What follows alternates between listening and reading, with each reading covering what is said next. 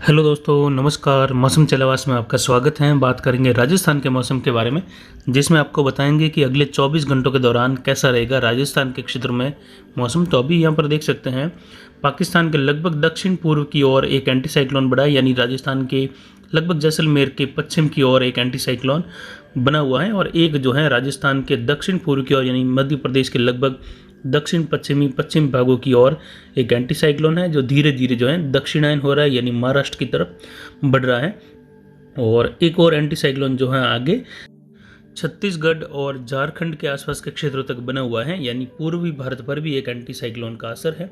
तो वहीं देखा जाए तो राजस्थान के दक्षिण पूर्व के आसपास से लगाकर जो दक्षिण पश्चिमी मध्य प्रदेश के क्षेत्र हैं, जो महाराष्ट्र के आसपास के सटे हुए क्षेत्र हैं, वहाँ पर जो है एक एंटी साइक्लोन बना हुआ है। धीरे धीरे ये महाराष्ट्र की ओर चला जाएगा, यानी मध्य महाराष्ट्र की ओर भी जो है एंटी साइक्लोन का असर धीरे धीरे बढ़ जाएगा। उस समय पश्चिमी राजस्थान पर बना हुआ जो एंटी साइक्लोन है धीरे धीरे पूर्व की ओर बढ़ते हुए फिर से राजस्थान पर आ जाएगा, और लगातार उत्तर पश्चिमी शुष्क हवाएं चलती रहेगी। बंगाल की खाड़ी में लगभग जो है उत्तरी भागों के आसपास उत्तर पूर्व में एक निम्न दबाव का क्षेत्र बन चुका है, जो कि बांग्लादेश और जो पूर्वोत्तर राज्य है उनकी ओर बढ़ेगा। यहाँ पर काफ़ी ज़्यादा बारिश देखने को मिलेगी, मूसलाधार व भारी बारिश की संभावना है। अगले 72 घंटों के दौरान कहीं कहीं जो है अति भारी बारिश की गतिविधियाँ भी देखने को मिलने की संभावना है। केरल के लगभग जो है पश्चिम में, यानी कह सकते हैं मध्य जो अरब सागर का क्षेत्र है, वहाँ पर एक चक्रवाती हवा का क्षेत्र है। तो वहीं तमिलनाडु के पूर्वी भागों के आसपास तटों के करीब एक चक्रवाती हवा का क्षेत्र है, जिससे यहाँ पर हल्की बारिश की गतिविधियाँ तमिलनाडु में जारी रहेगी। हालांकि ये खंड बारिश के रूप में बारिश होगी। WD आगे निकल चुका है, 3-4 तारीख के आसपास फिर से एक WD की दस्तक होने वाली है, लेकिन उसका असर भी कोई खास देखने को नहीं मिलेगा, जिसका कारण मैंने आपको पहले भी बताया था कि इस समय जेट स्ट्रीम का दायरा भी जो है उत्तरायण के आसपास है। यानी हालांकि राजस्थान के ऊपर से इसकी हवाएं ज़रूर चल रही हैं, लेकिन ये मध्य उत्तरी राजस्थान तक सीमित है।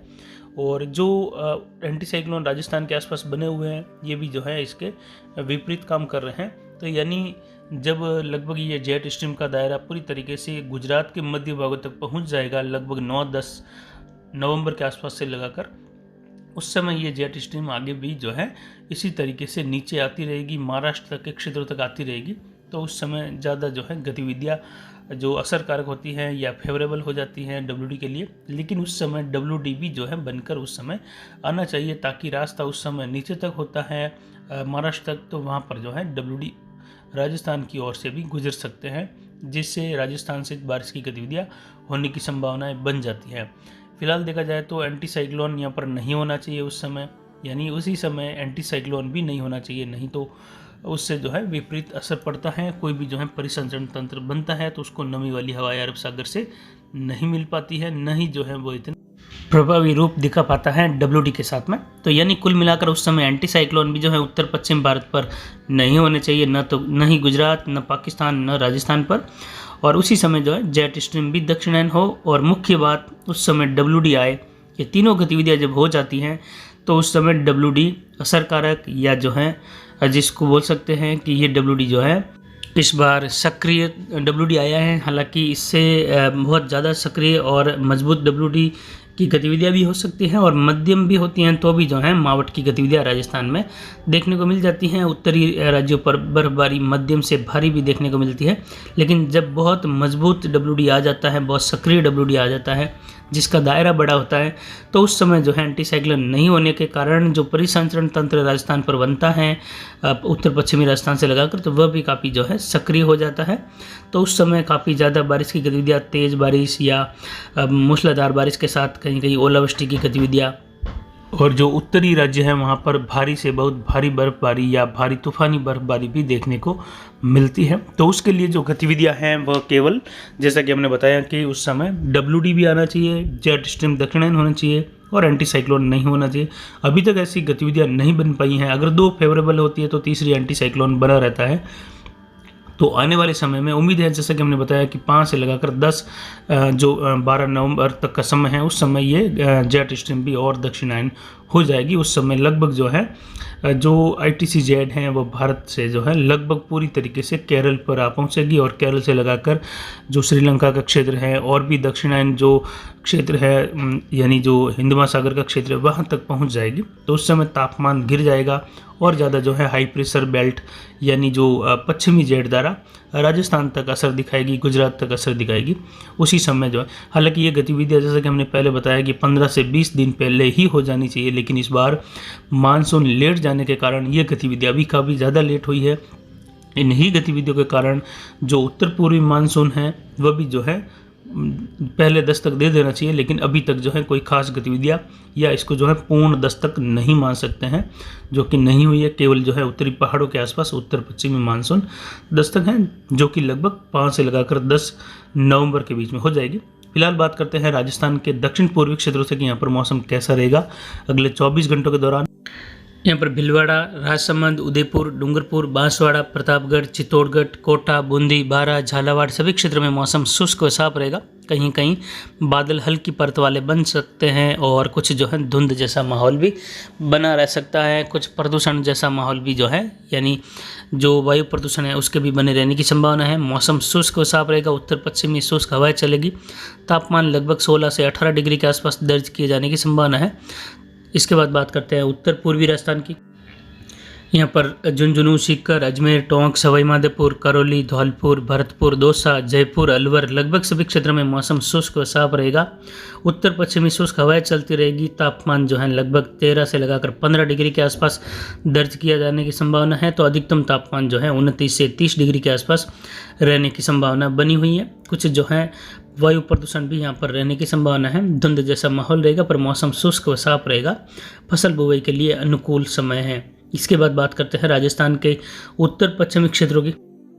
यहाँ पर गंगानगर, हनुमानगढ़, चूरू, नागौर, बीकानेर के क्षेत्रों में भी मौसम शुष्क व साफ रहेगा। हालांकि यहाँ पर धुंध जैसा माहौल भी रहेगा और कुछ जगह जो है छुटपुट जगहों पर जो है कुछ बादलों की आवाजाही हो सकती है, लेकिन कोई नाम मात्र के हो सकते हैं। पर यहाँ पर केवल मौसम शुष्क साफ रहेगा। उत्तर पश्चिमी उत्तरी हवा यहाँ पर चलती रहेगी।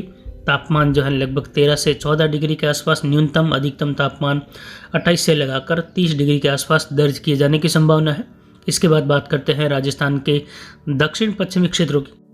यहाँ पर पाली, जालोर, सिरोही के क्षेत्रों में मौसम शुष्क व साफ रहेगा। धुंध जैसा माहौल रहेगा। कहीं पर भी बारिश की संभावना नहीं है। हालांकि यहाँ पर हवाओं की गति उत्तर पश्चिमी उत्तर पूर्वी शुष्क ठंडी हवाएं चलती रहेगी।